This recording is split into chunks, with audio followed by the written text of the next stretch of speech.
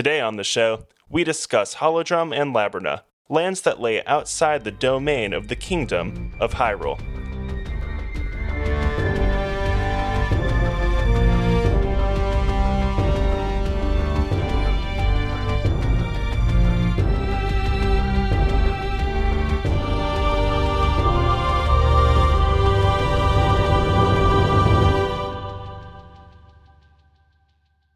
Welcome to Lore Party, the podcast that explores the stories, characters, and universes of our favorite video games. I'm your host, Neil. And I'm Lawerence. And today we have with us a very special guest. Hello there. My name is David Geisler, and I am the co-host of Another Zelda Podcast. Gentlemen, I'm very excited to be here. Thank you so much for having me on Lore Party. We're very excited to have you with us, Dave. Yeah, it's great to have you on the show. Now, today we're going to talk about the Oracle games. Are you guys familiar? Oh, yes. I have a very sweet spot for the Oracle games. I love them very much. I actually purchased Oracle of Ages. I waited in line, so to speak. It wasn't a particularly long line, but back in whatever it was, 2001, to get Oracle of Ages at a Best Buy in Chicago. And I adored that game. And I actually didn't play Seasons for almost 10 years.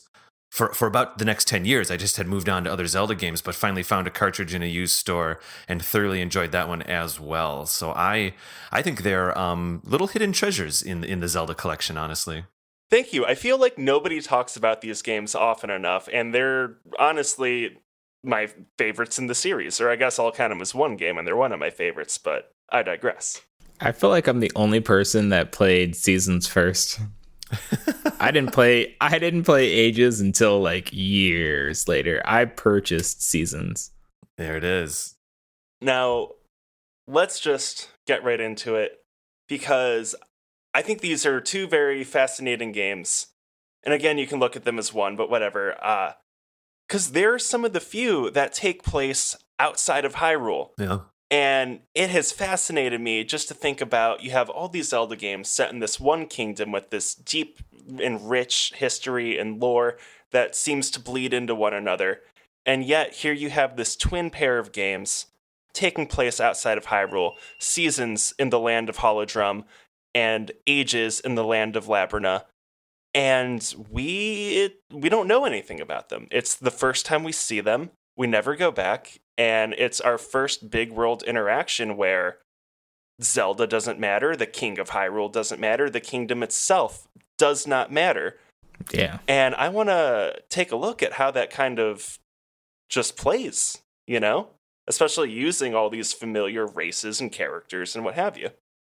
You know, when you gentlemen reached out to me and we spoke about this being our topic today, I got very excited about it because, you know, Link's Awakening also exists in a slightly removed experience from what is a typical Zelda game, and I think it's common knowledge these days that kind of was a end of the workday tech demo project, passion project that the team members were working on, trying to bring A Link to the Past to the Game Boy game, and then ended up becoming its own game. And that's the way that they kind of made an excuse for that being the way that Nintendo made an excuse for Link's Awakening being so different was they had it, without any spoilers, they had it exist in a space that was not corporal. You know what I mean? It was some kind of ethereal existence. But anyway, they are physical places, and Link gets teleported to them. So they do legitimately have their own logic to them and their own governments and things like that, which is so much different than Koholint Island. So I am very excited to speak about this today. Yeah, like I remember being blown away as a kid, firing it up, and you have Link on a horse, and he's rushing towards a castle. He walks in, and it's now like rendered gameplay footage, which isn't impressive on the Game Boy, but it's there. Whoa, look at this in-game cutscene! Exactly. And he's interfacing with the Triforce itself, you know, the big prize at the end of A Link to the Past, and he's teleported off. Now, it's definitely worth pointing out, speaking of A Link to the Past, that this is the same Link from that game. This is the Link from A Link to the Past who went through his adventure in Link's Awakening and is now just being pushed off in two more games. This is one of the because most. I feel it's very. This is one of the most seasoned Links, honestly. Exactly. It's very rare for us to see the same one in multiple games. Yeah, I agree. And I think there's a little bit of retcon debate as to where the Oracle games originally sat, but it is official now that this is the same Link from Link's Awakening and A Link to the Past and all of that. And I love it. So why is Link here, right? It's basically to save these lands from their oppressors. In Holodrum, you have General Onox, and in Labrina, you have Varen. We don't know anything about these people, but the game really wants to show them off to us the second we get there. It's true. And it's fascinating. Like, I don't know how you guys felt about this, to come into a Zelda where Ganon's not around at all, really. He doesn't matter for the first time in forever, really since Majora's Mask, I suppose, the year prior. I know we're supposed to be speaking about the lore more specifically on this show, obviously, but I have to say, from a behind-the-scenes point of view, I think Capcom was just really jonesing to make some of their own antagonists, and that's maybe technically where these characters came from, but they sure did a great job building lore around them. Oh, absolutely. Lawrence, how did you feel knowing you're going into a full Zelda adventure?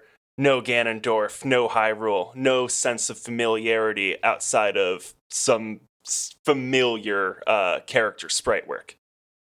I mean, the funny thing is, when I first played this, I figured that there would be a way for them to. I figured they were gonna like try to fit him in, but it was good to go all the way through just seasons and realize he actually wasn't there.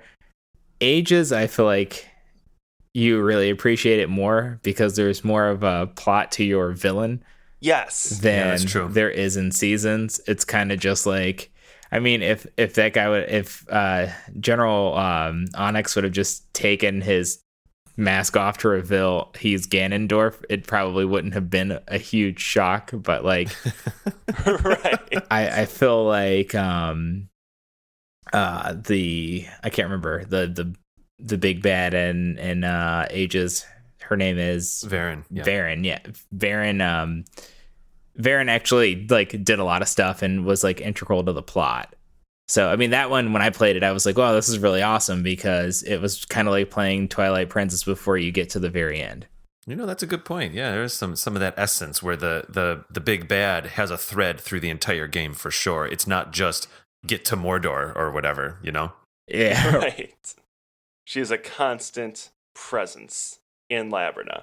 And something I like about these games too is you kind of do get like a sense of geography as well. You know that there's these two lands, and you can tell like, oh, Labrina's to the east of Holodrum because this pirate ship cruises over from one land to the other. So you already know through the story itself that like, oh, we're connected. So if these two lands are connected, it really does make me wonder like how close that they actually happen to be to Hyrule. And I would like to hear your thoughts on this, because it's not like, oh, is it an alternate reality like Link's Awakening or possibly like Termina, which we don't know if that's a real world or not. Well, didn't they have travel to these two lands from Hyrule in the game too? They had was it Zelda or Impa? That's right. In the linked game, Zelda shows yeah, up. so she actually... Pardon me, Lance. Yeah. Oh, no, you're fine. She actually like travels in, which was good, because I feel like also on top of this being a Zelda game where you're in a different land, this is the first one where it's not like, you know, surprise, it's a dream sequence, possibly. Right. And I like that nobody cares when Zelda shows up in the linked game. She's not even a big deal, you know.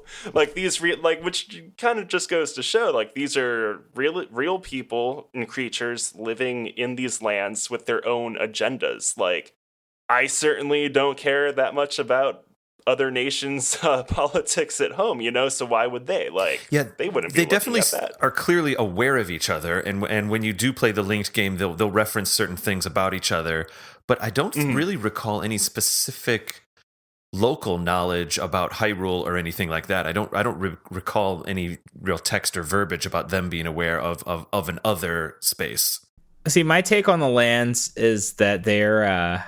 I have always felt like at least the humans are all from Hyrule or of Hyrule descent, and it just feels like they may have been there in like the last 100 years or so, because like they're like pretty much living in like a tiny, almost like colony style town, and then you get one town, and in seasons at least you get one town, and then you get the sunken city, which was like, to me it feels like, oh, this was the original settlement, and then like something bad happens, and now we have this like new place where we basically had to start all over. Yeah, that's an experience when you get down into Subrosia, is how I pronounce it, where you do teleport there, but it does have a logical and literal connection as a basement, you could say, to Holodrum. Yeah, you literally have this underground land just filled with lava and hooded creatures that you've never seen with the hoods and robes off, and you can only get there through portals. Mm-hmm. I remember that blowing my mind as a kid in Seasons, because like you had said earlier, oh, you have 4 overworlds now with all these seasons you can change. Yeah, and then you have a 5th one. A 5th. Yeah, it's insane. It was a little overwhelming at first, and I remember being really emotionally lost the first time I went through a little teleporter, we'll say. And also because you access Subrosia from a teleporter, I wasn't exactly sure that I was even in the same universe or anything. You know, you really don't know. Maybe you're going to some other kind of experience. But then you do start to realize and learn that there is a literal connection, you know, with when you're making things erupt and of course the pirate ship and stuff like that. And once you realize that it is a basement to Holodrum, then I started getting very excited about exploring this 5th map, so to speak.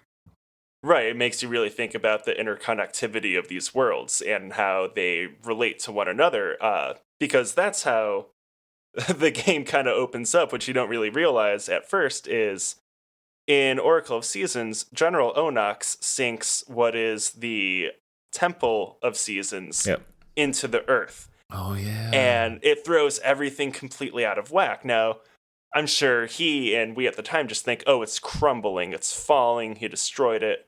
Yep. No, he shoved it into this underground world that now just affected this entirely different ecosystem. Yeah, and they didn't want it. They didn't want it either. If I remember now, you go down there like, hey, this thing just crashed on us. They don't even know what happened. Like, they have no real contact with the outside world. Again, like, it's almost like kind of like a parallel to like the Sheikah or the Garuda or something, you know, or maybe when like really any race in Zelda, I guess, has this in common. Like, they're trying to stay away and do their own thing and not get involved. They don't care about what's going on in Holodrum, so they certainly don't care about Hyrule either. I like that, you know? when General Onyx does sink this, it basically like turns the land into, it gives it like the Ohio weather. Yes. Yeah, it's like where the seasons change so frequently. Like, it's wintertime, now it's summertime, now it's springtime. Like, he just effectively made Holodrum Ohio for a good part of the game, and you spend all of your time trying to fix that. And yeah, so I think the only other like thing that this has in common, or that these games have in common, with our Land of Hyrule, is that they just use rupees, and I'm sure that's because that's just what we all know the currency to be. Yeah. So maybe they are that close if they have the same currency. So now that we've talked about how these places might, you know, be a little different from Hyrule or a little similar, I think we should start getting into them a little more directly. So, like we were saying, no one really seems to have, like, as far as Holodrum at least, no one seems to have any governing body there. Everyone's just doing their own thing. You got Horon Village, you got the Sunken City, and that's that. General Onox buries the Temple of Seasons, they end up in Subrosia, and everything's just in disarray now. Like you said, Lawerence, it's Ohio weather. Yeah. So what I'm very curious about is, why is no one doing anything about it? Like, do they only rely on the Maku tree? Like, I don't get their deal. I mean, it's true. It is. Everyone is pretty passive, aren't they? I kind of feel like they just really solely rely on the Maku tree. Like, and I feel like maybe that's why they had, you know, General Onyx and Varen. They like specifically target that. I mean, because like the Maku trees are the protectors of both lands, and I I don't know, like, because you need to completely restore the Maku tree to get to the final area. Right, with the 8 essences in both games, the essences of nature and time for seasons and ages. That's right. It's almost like the Oracle. There's like a balance between the Oracle and the Maku tree for that particular land, and like Hollow Drum. The first thing when you get to before you can even approach the Maku tree, you have to do like the test of courage to make sure you're worthy, and you have to get the wooden sword. I think it's total bullshit you have to do a test of courage. You are the Link from A Link to the Past. You had the Triforce. Yeah, you had the Master Sword and defeated Yeah, but Ganon. the Maku trees don't know that. And again, yeah, you're right. Like, because again, why would they care about Hyrule? Yeah. There's like is such a disconnect between the two. I mean, you get teleported there, and Zelda kind of just shows up. So I'm almost wondering, like, how far did she walk, or right? Was that just like a day on a horse? Right. Like, I don't get it. But they are like separate enough where they're close enough where we find out that they're still trying to bring Ganon back. But we're far enough away where nobody seems to know who Link is, or at least like Legend of the Hero. Yeah, you're right.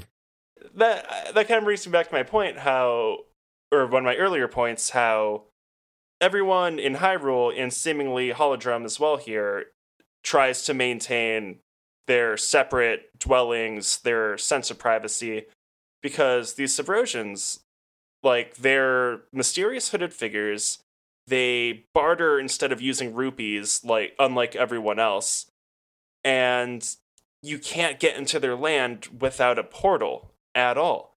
I don't really think it's ever explained, like, why these guys are so secretive, or like why this matters to them. Which is always something that fascinated me playing Seasons. What is this in that question or that statement? I apologize.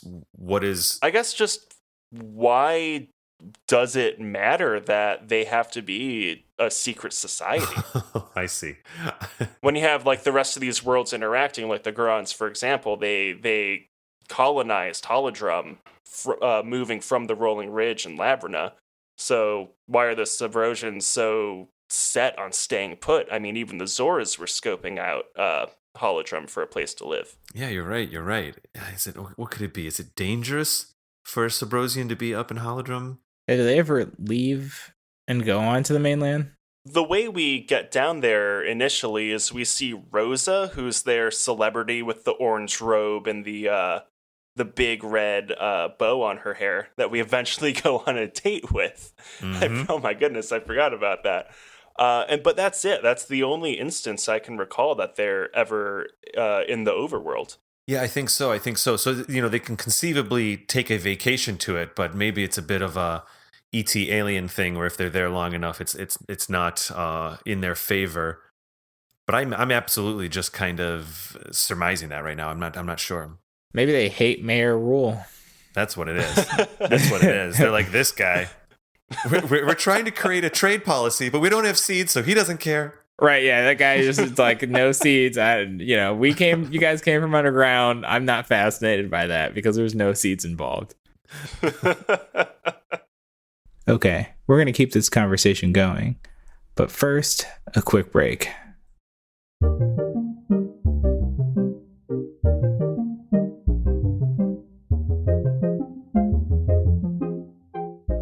Hi there, I'm David. And I'm Kate. And we're the hosts of Another Zelda Podcast. There are so many good podcasts out there, and some of them in particular concern The Legend of Zelda. That's right, Kate, and we are another one of them.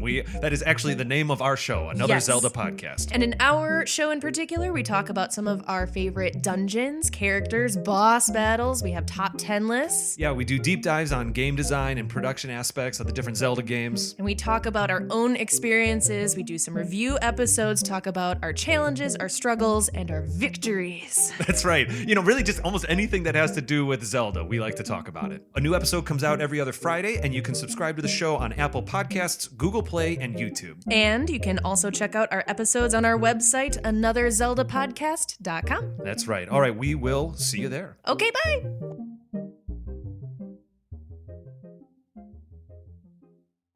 to get back into things going on in Laverna, now that we've discussed Holodrum for a bit.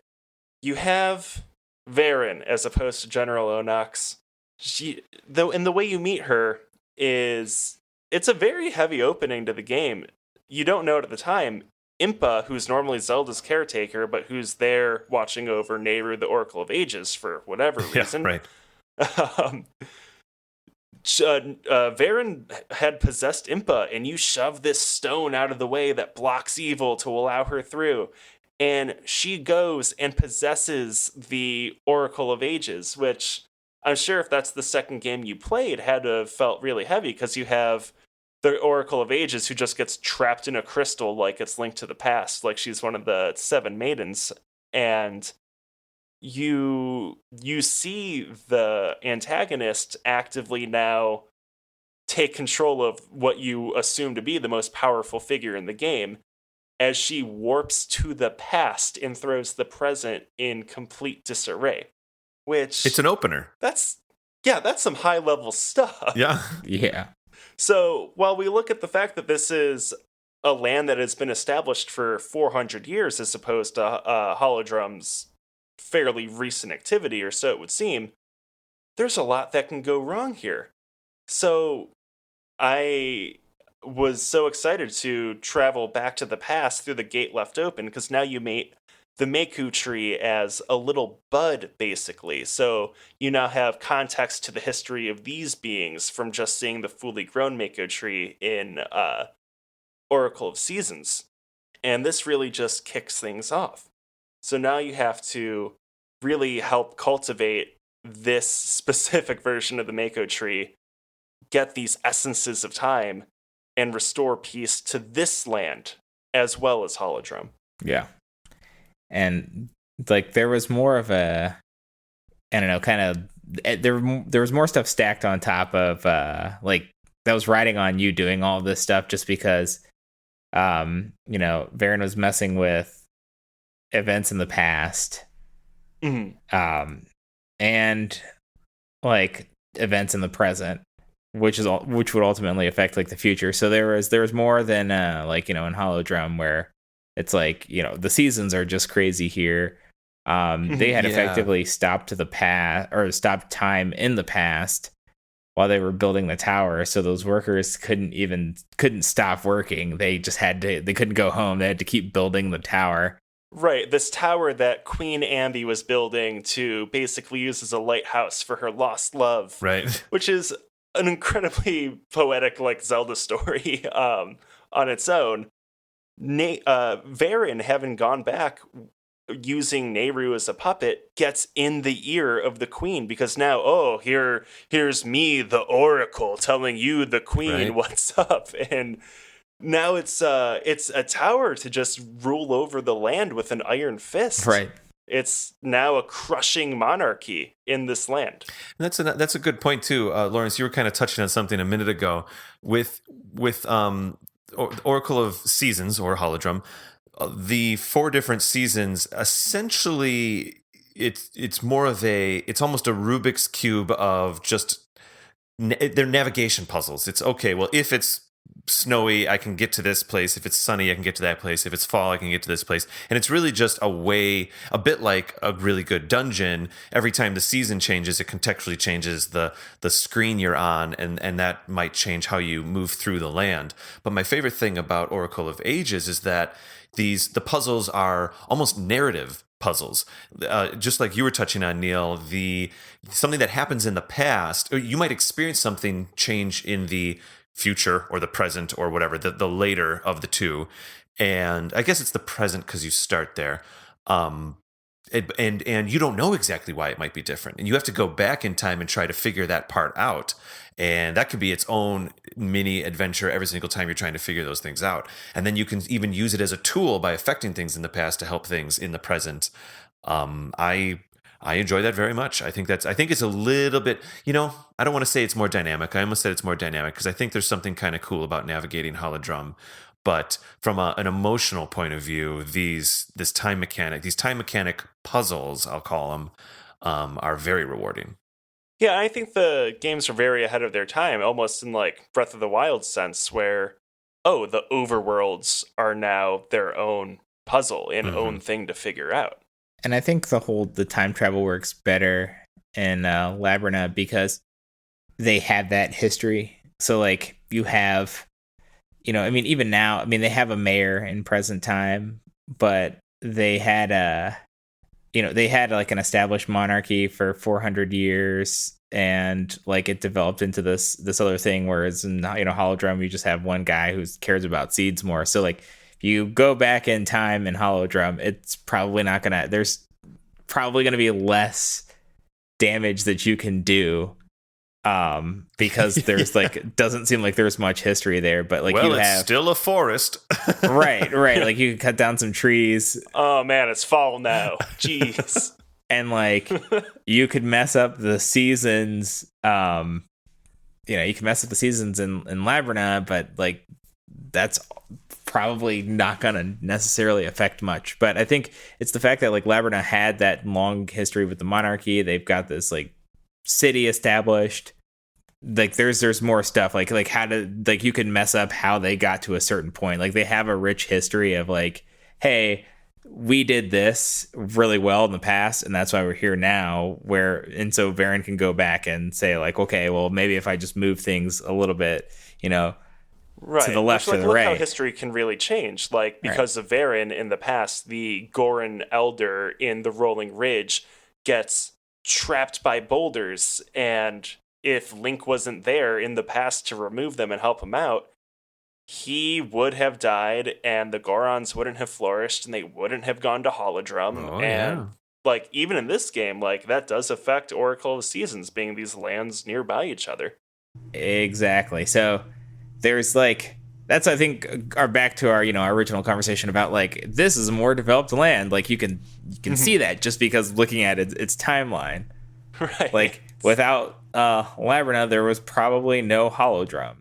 Yeah, so like looking at like how Varen could have just wiped out the Gorons by accident because they're such a patriarchal society, I'm sure they would have been crushed at the loss of their leader. She pollutes the she pollutes the Zora Sea. I mean, that's next level stuff. Ganon in the past, sure, he's frozen it or whatever. Zant did the same. She's just actively poisoning and torturing this group of living creatures. And that's bananas. See, that's why it's funny when you get to like the linked game and you realize like, oh, this is a larger plot to bring back Ganon. But yeah, like to that point, like Varen's doing some stuff that like even Ganon didn't do. So like war crimes are happening. Right, because in several games all they do is normally they freeze, you freeze it or you destroy the domain, like physically destroy it. But yeah, this one is just like, it's going to poison your water supply. Right, and the way you have to fix that, I think, is like what you go out to the library, you see the Great Fairy, who you have to, I think, get back to her regular form because Varen messes with the Great Fairy as well. Like, she's got contingency plans. Yeah. So she goes from the most powerful being, I guess, that isn't the tree in this land, to the actual monarch who's in charge of everything, just to further her own little path of destruction and despair and sorrow. We have to step back and ask ourselves, and we pointed at it for a second, like, why does Onox care about messing up the seasons? Why is Varen just having fun tearing it up in the past, turning people into stone and messing with some races? And I mean, these are emissaries of Ganon. The whole point to messing up the lands and part of this revival process is Twinrova basically enlists Varen and Onox to ravage these lands with sorrow and destruction. And once those goals are accomplished, they light these rooms where the ritual is going to take place. Because if you recall, when you defeat the villains in these games, they basically laugh at you like, oh, you didn't accomplish what you thought. And it's just like a quick little blurb and you kind of brush it off. But once you continue your quest, your story from Holodrum to Laverna or vice versa, here it comes. Yeah. They get Zelda because she showed up in the Link game. They already have one flame lit because you were already in that land, so now it's going to happen in the other one.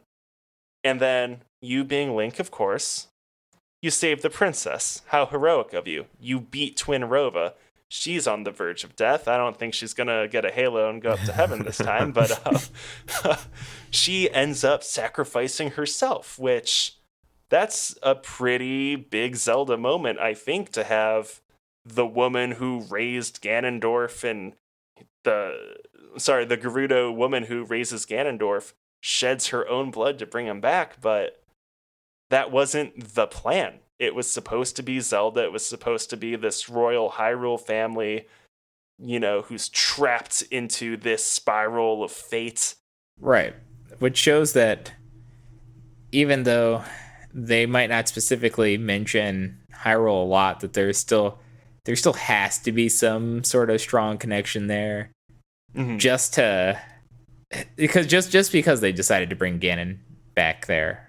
They decided to revive him in these lands, instead of doing it in Hyrule, when all they needed was Princess Zelda. Right, and maybe Ganon doesn't. He's usually pretty hungry for Hyrule, but maybe if just him coming back in any capacity, if this is his, here's this thing I can't stop thinking about as you were talking about this, Neil. The Ganondorf in Twilight Princess is the Ganondorf from Ocarina, and it's because he's been sealed away and all this stuff, and we all know this, and it's all very fun. But he had an agenda. He was fighting to come back to Hyrule. He tricks Zant and all of that to have his plan come to be. I was thinking just now, well, Ganon in the Oracle games, maybe he's just trying to get back one way or another or somehow. But the truth is, I don't know if he had any real say in the matter. I think maybe this was Twin Rova and company trying to bring him back. And I think the reason Ganon might come back ill-equipped or in beast mode, so to speak, is because it wasn't done. They had improvised at the end there. You know what I mean? And yes. So we didn't really get the full real Ganon's back baby thing, Right. This is the first real instance since, just flat out the first real instance, I would say Link failed. I mean, you could consider where he technically could lose in Ocarina, but it doesn't really happen, let's be real, because we're playing the Zelda game. But, right. Link does not protect these lands from these villains doing what they set out to do. And that's true. So it's funny because I kept saying Link doesn't need to test his courage or this or that. And despite being the holder of the Triforce of Courage, which is a very important thing in the lands of Hyrule, he goes out to these distant lands, and as powerful and mighty as he may be or once was, what have you, he can't truly get the job done. Well, that about wraps it up.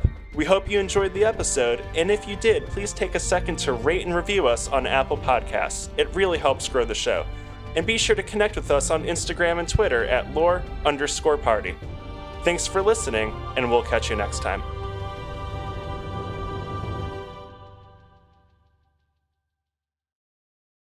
Dave, thank you so much for being here with us. Oh, my pleasure. If you have any plugs, please go ahead, get them out. Certainly. Do a couple takes if you like. Oh, that's fine. I can just kind of wing it here. I don't mind at all. First of all, thank you very much. This really was a blast. We've been chatting for a little bit here. The two shows have been chatting back and forth. I was lucky enough to have both of you gentlemen on one of our episodes where we talked about the top 10 antagonists that came out just about a week ago, I think, as of this episode posting or so. It was an absolute pleasure. It's been fun hanging out with the both of you these past couple days, recording our show, and then me being able to it's not too often when I talk about Zelda that I get to kind of sit back and allow someone else to steer the ship, so to speak. And this was very enjoyable indeed. Let's see. If people want to find Another Zelda Podcast, we're on iTunes and Google Play and all of that. You can just search Another Zelda Podcast. You can go to our actual website, anotherzeldapodcast.com, where we have some blog posts we have some writers that write blog posts for us, and we have show notes for all of our previous episodes, that kind of stuff. That's just anotherzeldapodcast.com. And on Instagram, we're Another Zelda Podcast. Twitter, it's Another Zelda Pod. There's a theme here. If anyone were so inclined, you're more than welcome to find me on Instagram at RaptorPaint. Actually, Instagram and Twitter, I'm at RaptorPaint.